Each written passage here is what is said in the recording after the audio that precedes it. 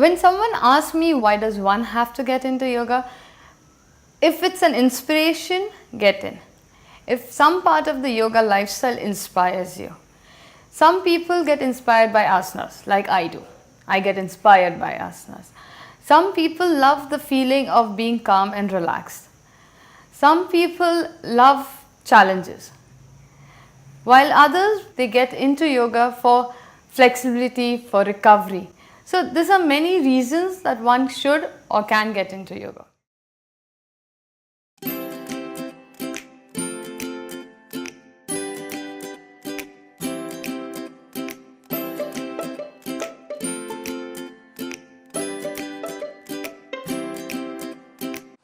I love practicing yoga. Yoga has become my life in the last 5 years.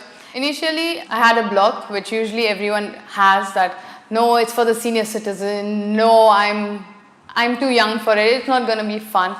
But the first class I entered and I did, and I realized that no, it's fun, it's challenging. I teach Hatha and Vinyasa in the class because it actually benefits you not only physically but also internally. There's internal balance that's taken care of. I have seen changes in students when they would like to touch the toes and leave it, or they would like to hold a pose for 5 seconds and leave it. From there, after 3 months, when they are like calmly holding the pose, that gives me a feeling that okay, the patience level is coming in, the stress level is going down. My classes are 3 days a week. So I focus on like flexibility part of it, the strength part of it, and one class is the fun part. So usually the third class is the fun part. I don't like a class too serious. It's not like let's do asana 1, asana 2, asana 3 and that's it. For me it's all about okay, we are doing an asana, we are doing a flow, but how is it connecting to them? So they do have the liberty to talk and interact a little, especially like after the class to, you know, what did they actually feel in the class, or how did the class help them, or what is it that they would like to do. From the start, I decide with my students what would they like to do on the Saturday. So let's say if they say, no, I want to focus on inversions. So I try putting some of the asanas in the first 2 days so that they understand the flow and then do it. Sometimes I just take a power yoga class. So depending on the students and what we all like, we come up with a class. So that would be the Saturday fun class, and between the other 2 classes are in line with that. I am actually interested in knowing what they want to do, then more of me just throwing what I think is the best in a yoga class.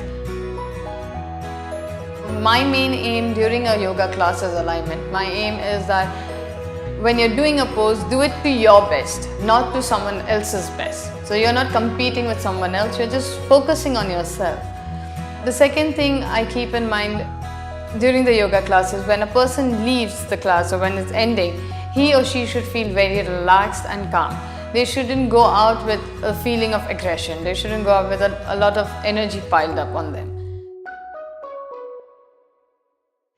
Students come in and they tend to get lost in the crowd because it's a group. Even if it's 5, 8, 10, 20, they tend to get lost.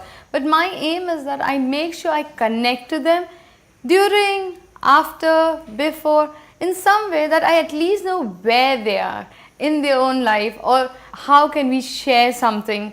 And that brings them to a point that they also find someone to talk to, find someone to share their experience with. I love combining yoga with another activity. So for example, we go for yogi treks, we go for yogi camps. I once had a blindfold session where all the students had to keep their eyes closed. So that means they had to only and only listen. So they had to trust their hearing. And they found it pretty challenging, and they were like, that was fun. Then I had once a pure inversion class, so we went from all the way from dog pose to dolphin to headstand. They even tried a handstand. For everyone according to their limitation, but they tried. So that was fun. I'm Zahabbiya Walbeek, and I'm Zahabbiya Walbeek. With my hair all going like, I am Zahabbiya Walbeek. Okay. I'm Zahabbiya Walbeek, and get ready to have fun in my yoga session.